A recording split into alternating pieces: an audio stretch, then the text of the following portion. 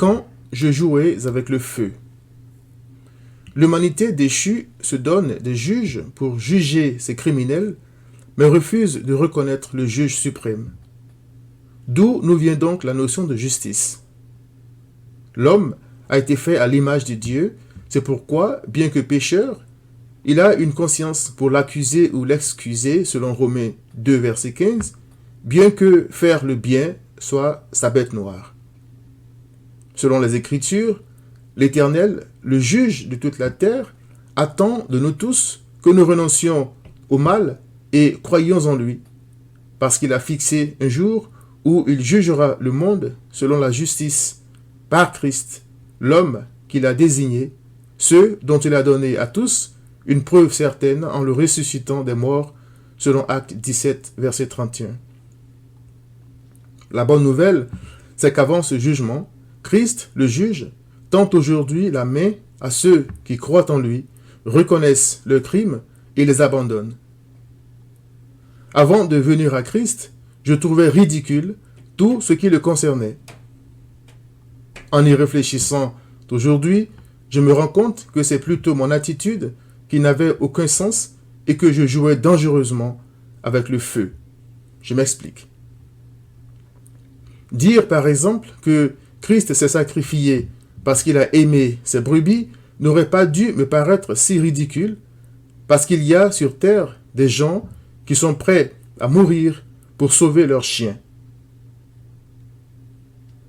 Mais pour moi, le comble de la folie chrétienne, c'était le fait que la parole de Dieu soit sortie de lui pour devenir chair, ensuite naître d'une vierge, grandir comme nous tous, et mourir pour sauver des pécheurs.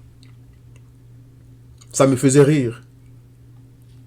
Il fallait être vraiment idiot pour croire ces choses-là. Mais en y réfléchissant aujourd'hui, ma folie me saute aux yeux. Quelle était donc ma définition du mot Dieu? Je n'en avais aucune.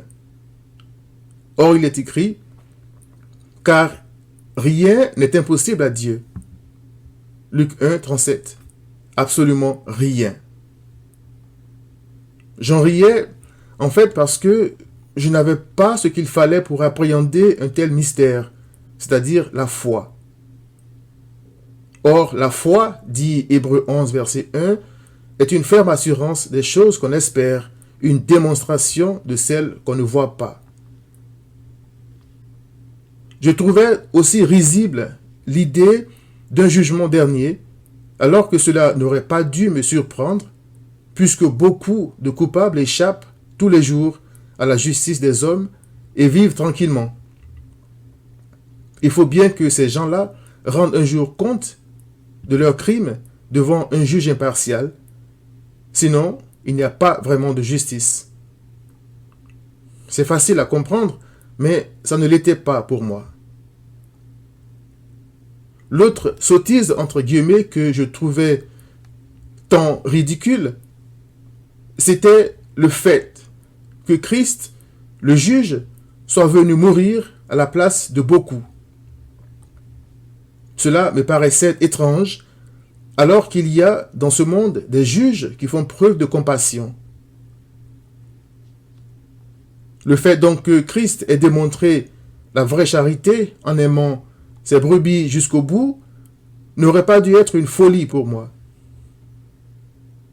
Christ a dit, « Il n'y a pas de plus grand amour que de donner sa vie pour ses amis. » Jean 15, verset 13.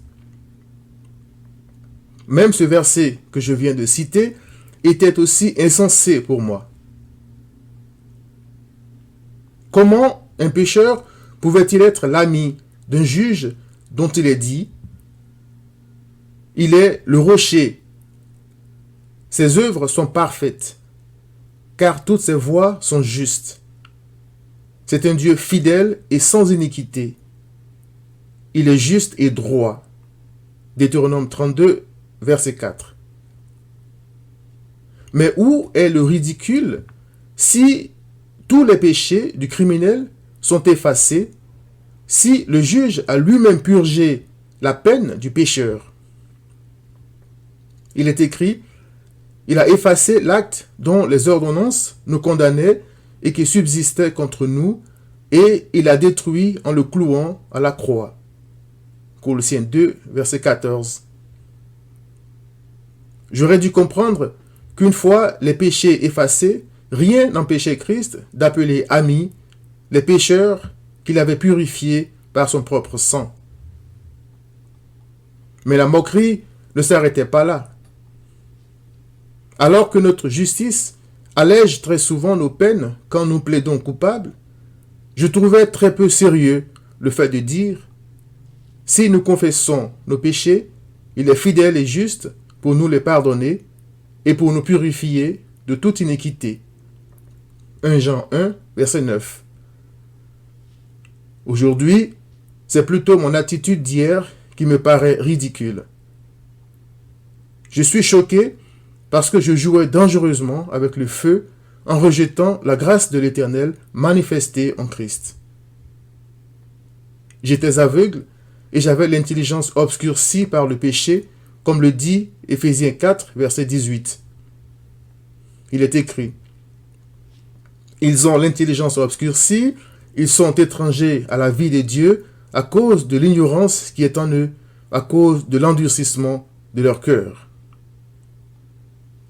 Il a fallu que Christ m'ouvre les yeux et me donne la foi à travers sa parole pour que je me ressaisisse et arrête d'amasser des charbons ardents sur ma propre tête.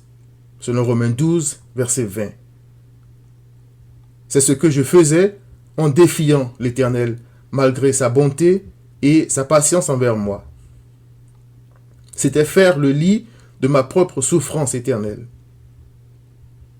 Cher ami, il est écrit, « Mais l'homme animal ne reçoit pas les choses de l'Esprit de Dieu, car elles sont une folie pour lui, et il ne peut les connaître parce que c'est spirituellement qu'on en juge. » 1 Corinthiens 2, 14. Si tu trouves que la bonne nouvelle de Christ est ridicule, c'est parce que tu es aveuglé par le péché. Repens-toi, viens à Christ.